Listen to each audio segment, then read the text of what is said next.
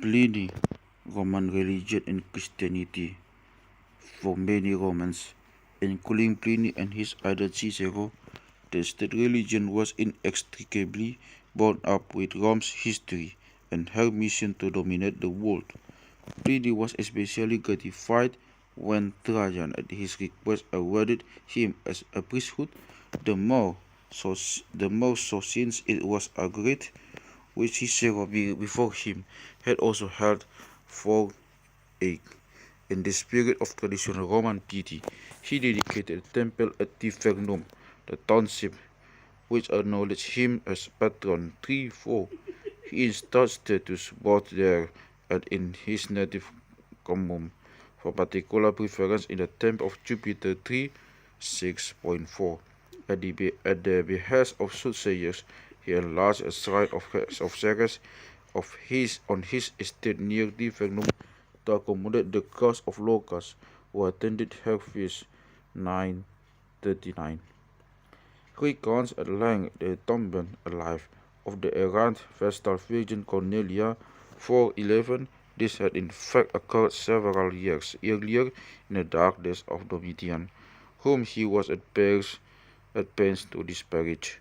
When he became governor of Bithynia Pontus, he sought to impose Roman forms of consecration of temples that until Trajan vetoed this plan.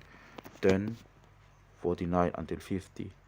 As an apologist for traditional religion, Pliny reacted with dismay to remarkable rise of Christianity in the province of Bithynia.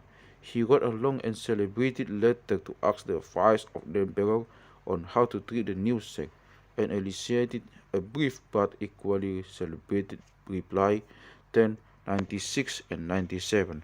His conscientious investigation of the growth and practice of the new religion reveals that it had already existed in the province as early as AD 90. He states that there are numerous Christians of all ages, age rank, and both sexes. They assembled down on the fixed day of the week to sing a hymn antiphonally to Christ as God, and to bind themselves by an oath to avoid acts of theft, brigandage, and adultery, to break their vow, and not to withhold money deposited with them when asked for it.